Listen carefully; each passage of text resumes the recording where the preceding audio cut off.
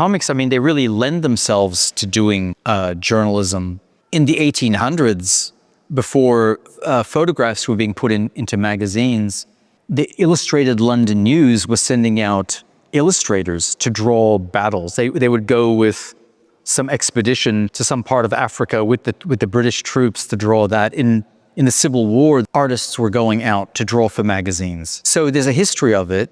It makes sense. I think comics can lend themselves to many different genres. Definitely journalism is one of those. And yeah, it's nice to see that other cartoonists are pushing the field, and sometimes pushing it far. It doesn't have to be about a violent situation. It can be about a station in Antarctica and they spend some time there, or some story about some ecological issue, whatever it is, or yeah, refugees. A lot of cartoonists seem to be drawn to that. So I'm glad. It gives me heart that cartoonists are interested in serious issues.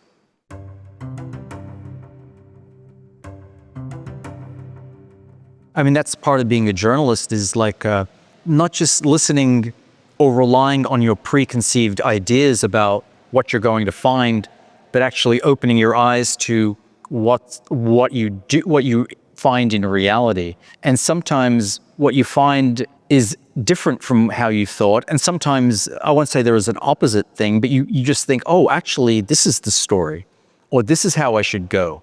When I went to Bosnia, I thought I was going to write about Sarajevo, and I did short pieces about, or a short book about Sarajevo. But really what I ended up doing is a story about Gorazda, a town that you couldn't get into as a journalist when I first landed there. And then it opened up for various reasons. Convoys were going through to this town in eastern Bosnia. I got there. In Sarajevo, people were jaded by foreign journalists, I mean, for very understandable reasons. When I got to Gorazda, they were so happy to see a journalist, so happy to see an outside face, that I was being invited into homes, and I kind of fell in love with it and said, okay, I'll do a story about this place. So sometimes you just follow your nose, or whatever feels right.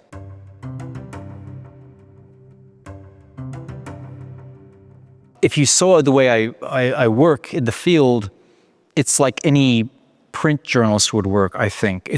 I mainly have a pad and a pencil or a pen and my recorder. I'm asking a lot of questions. I'm asking visual questions sometimes, because I know I have to draw things. So especially when I'm asking, like, what happened to you back then, I need to have visuals in my head when I'm drawing. So I'll ask very specific questions. Well, where were you sitting in the school? Well, how were you taken to the prison? Was it in a truck or a car? I mean, you ask things that are going to help you draw. I don't sketch very much, when I'm in the field, because I'm more interested in talking to people. And to me, taking photographs is a shorter way of getting images. So I collect my information, I do my interviews, I keep very rigorous journals every night, because many things happen between the interviews that you need to remember.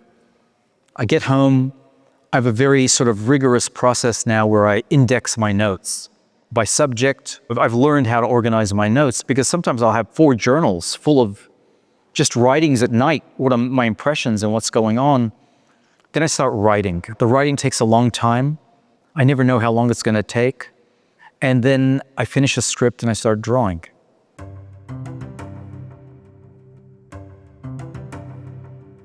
When you're doing journalism, when you're talking to people about what's happened to them, the stories can be really difficult and really hard.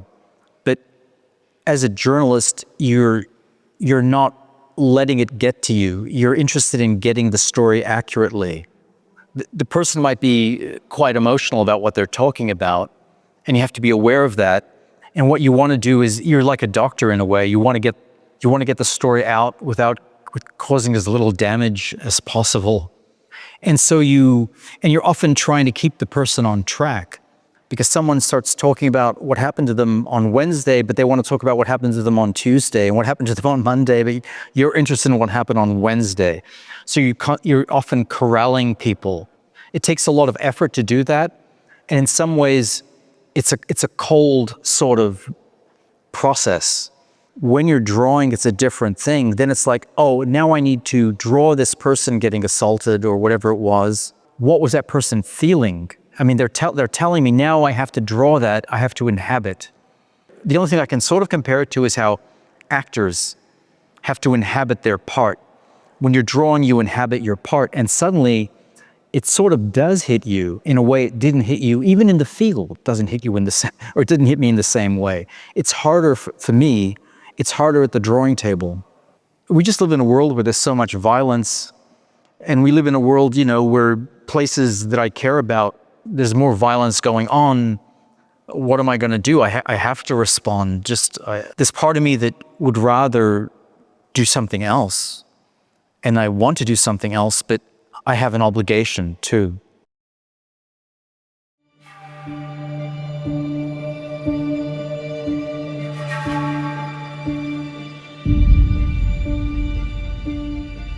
La BD de reportage, ça c'était un peu un hasard quand même.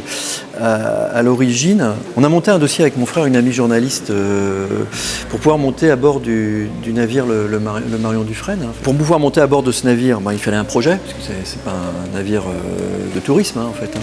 Donc je me suis dit que j'allais faire un carnet de voyage comme j'avais pu en faire dans d'autres endroits, à Tchernobyl ou en Amérique du Sud. Et donc j'ai proposé à mon éditeur chez Futuropolis, Claude Gendreau, si un carnet de voyage dans les terres australes l'intéressait. Puis il m'a dit écoute, non, ça ne nous intéresse pas parce que ça se vend pas. Et puis, mais par contre, si tu nous fais une BD, oui, ça nous intéresse. Alors j'ai dit oui, parce que je voulais partir, mais j'avais aucune idée de ce que j'allais faire. Et donc j'ai fait cette bande dessinée en la vie noir et blanc parce que ça allait plus vite, intégrant les croquis que j'avais fait sur place et en mettant de temps en temps des grandes illustrations. Et j'ai pris un plaisir monstre à faire ce livre. Je crois que j'ai jamais eu autant de plaisir à faire un livre que le voyage aux îles de la Désolation. Et il se trouve que dans ce voyage, j'ai rencontré Yves Freneau, qui était à l'époque le directeur de l'Institut polaire. Et Yves, à la sortie du voyage aux îles de Désolation, il me dit « Écoute, là tu as parlé des terres australes. Nous, à l'Institut polaire, on a un district dont on a entièrement la charge par délégation, c'est la Terre Adélie. Est-ce que ça t'intéresse de partir en Terre Adélie ?» Voilà.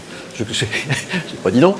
J'ai juste proposé à ce que mon frère vienne avec moi, donc mon frère qui est photographe, et de manière à faire une bande dessinée avec des photos. C'est-à-dire à la fois des croquis, des illustrations, mais aussi des photos.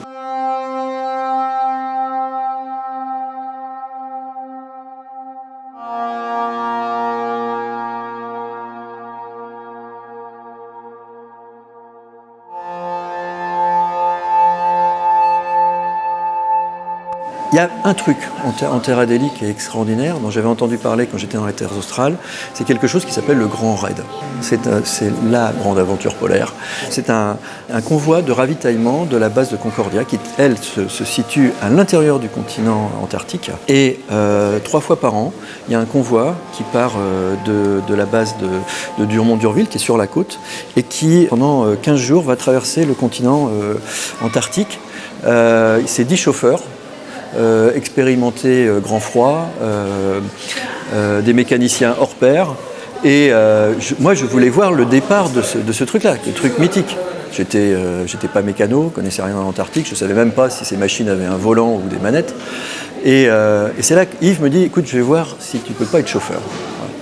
Alors ça, c'était le rêve. Mais alors, un truc incroyable. Non seulement j'allais en Antarctique, mais j'étais plus seulement témoin à ce moment-là d'une mission comme j'avais pu l'être dans les terres australes, mais j'étais acteur en fait j'étais membre d'une mission polaire. C'est-à-dire que je pense que j'ai rêvé beaucoup la bande dessinée, mais enfin pour moi quand j'étais enfant, auteur de bande dessinée, c'était vivre des aventures extraordinaires, mais à sa table. Et puis voilà, à un moment donné, je me suis mis à vivre en vrai, en fait, les aventures rêvées de l'enfance.